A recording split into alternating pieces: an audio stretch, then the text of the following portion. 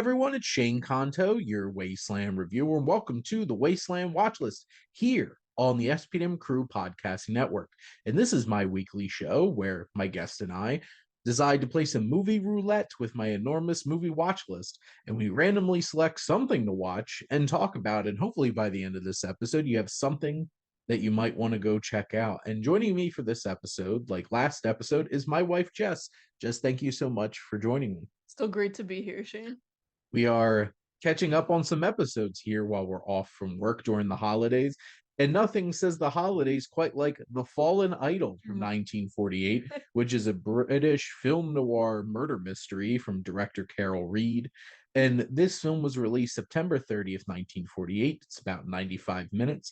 It had a budget of about £400,000 and made just above £200,000. So not great. Oh. Didn't even make its money back. Like I said, directed by Carol Reed, based on The Basement Room by Graham Greene from 1936, who also adapted the screenplay for this film. A boy believes family butler has committed murder of his wife. And this was nominated for 2 Academy Awards, including Best Director for Carol Reed and Best Adapted Screenplay for Graham Greene. This did win the BAFTA for Best British Film in 1948.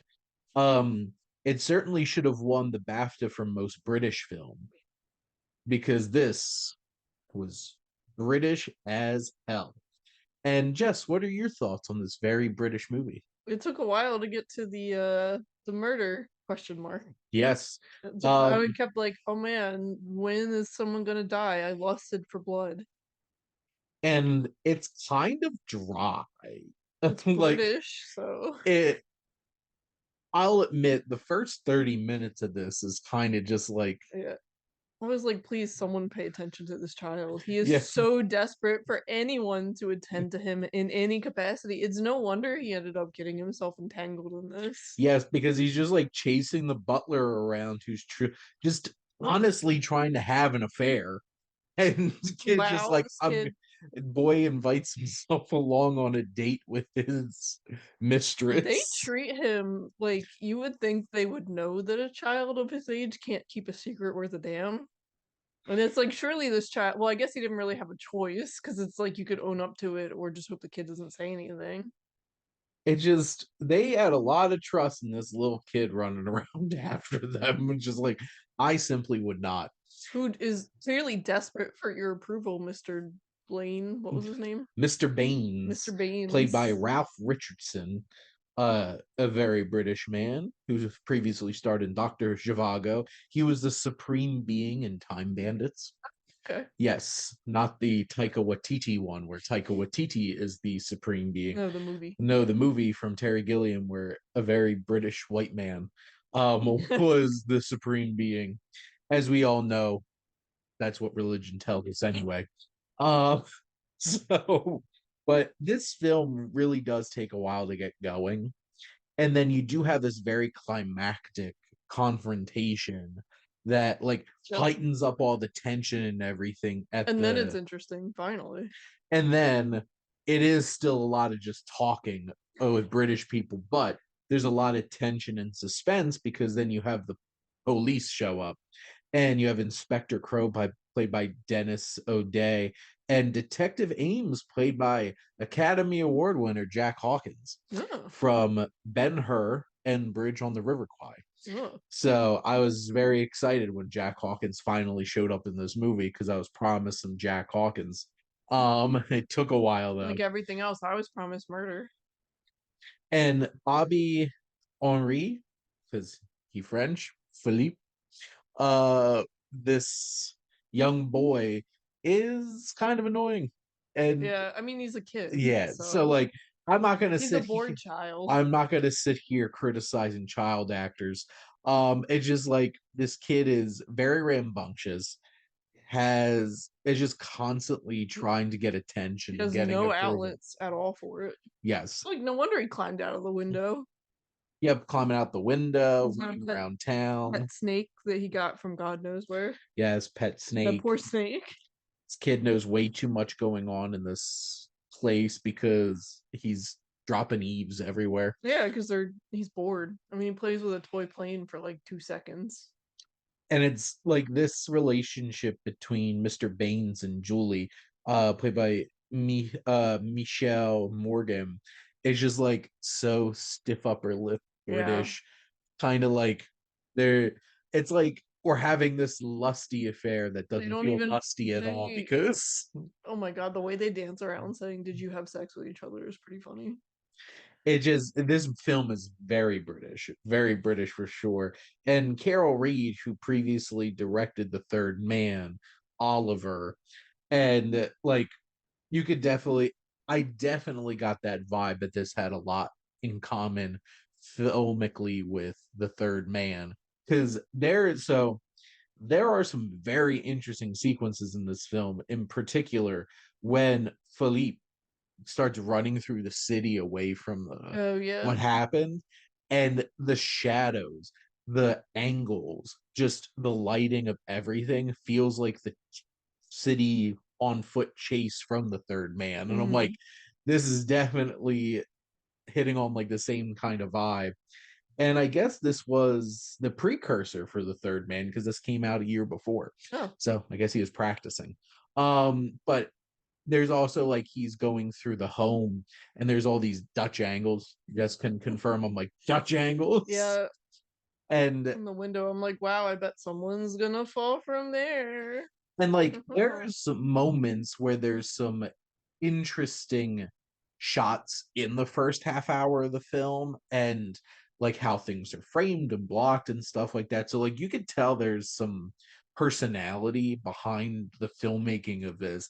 It just takes a while to get going and has some really slow pacing for the Mm, first 30 minutes of this. It's the first third of the movie yep. waiting The for us to affair get to makes this it point. interesting, finally. Yes, Like and literally anything happens. you have Sonia Dresdel who plays Mrs. Baines, and Mrs. Baines is playing some games here Oh, she really because is. Oh man.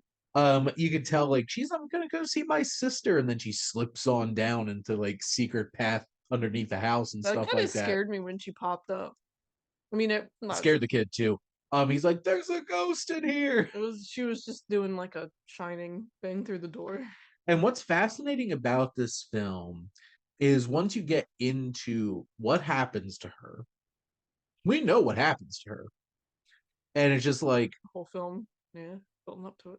we know what happens to her, and then after we know exactly what happened because we saw it. The Yeah. audience sees it.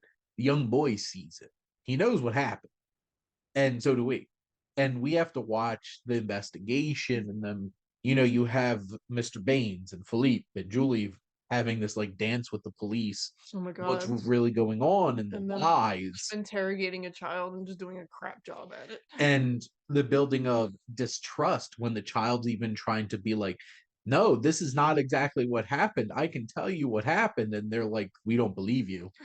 And it's very interesting that the film takes it in that direction in terms of thematically of like, hey, we don't trust. Like, if you build distrust, it's like Boy Who Cried Wolf. Yeah. Because like this boy knows what happened and is desperately trying to tell the cops by the end, and they just want to wrap this shit up. Yeah, they're like, whatever, everything fits together. Which then it begs the more like a moral quandary of like, is this exactly what happened? No. But is it basically what Yeah, happened? it's the Yeah. spirit. It's the spirit of what happened. But should the truth be told? Like, and that's an interesting thing that this film kind of poses at the end of it. It's just like, Right. it did justice happen even if the truth didn't shine through, Mhm. but like is it good enough? And then his parents show up and it's kind of just like, Finally. and then the kid's like, oh mom, and then Aw. the movie ends. Yeah. So it's just like moral of the story is don't have affairs on your wife. Mrs. Baines died for nothing. Mrs. Baines did die for nothing. She wasn't very likable. I mean, that doesn't mean she deserved to die, but Mhm. we didn't Is it like her. like why Mr. Baines didn't want to stick around for with Mrs. Baines Oh my anymore? god, Mr. Baines could have gotten a divorce. Mr. Baines could have just been like, honey, I am not happy anymore. Yeah. I don't want to be with you Well, and anymore. she was like, no. He's like, give me my freedom. Hilariously, the kid also, I mean, it's not hilarious, they were having a fight, but he's spying and he's like talking to police. He's like, she should have given him his freedom, and the police are like, what are you talking about? Well, and that's the interesting thing of like your eyewitness to like this whole entire situation as a child, and this film navigates that in an interesting way that like the police are not receptive to like even listening to this child. They do bring in a translator, which I thought was fun, or an interpreter, because the kid's clearly fluent in English. Yes. And they brought in a child psychologist, I guess, who did basically nothing. That's a dream job right there. Just come in and do nothing and get paid. I'm sure they're paying him a ton of money. There's a lot of people in society that do that, Jess. Join me for more career tips. What's interesting is you have, just a quick side note, Jeffrey Keane and Bernard Lee, who are a couple of like the smaller detectives. Bernard Lee was M in James Bond from like the first Bond movie until like the 80s. So, and then Jeffrey Keane was also in Bond. He was the Minister of Defense for the British Empire. All British people look the same to me, men. So a lot of British character actors in this movie for sure. But Jess, do you have any other thoughts on the fallen idol? Nope. This kid idolized Mr. Baines and then realized Mr. Baines wasn't a great guy. Shane had to explain to me that the idol was a person, because somehow I missed that. Mr. Baines was the idol, and he certainly fell in the eyes of her poor boy Philippe. But those are our thoughts on the fallen idol. Jess, thank you so much for coming on and chatting about this very British movie with me. You're welcome. And maybe one day we'll watch the sequel, The Fallen Idol 2, a very British sequel. Oh my god. There's no sequel. That was just a joke. I hope you enjoyed that. But thank you all for listening. Make sure to like, comment, and share on this episode. Have you seen The Third Man, which is a very interesting film that kind of builds off of this thematically?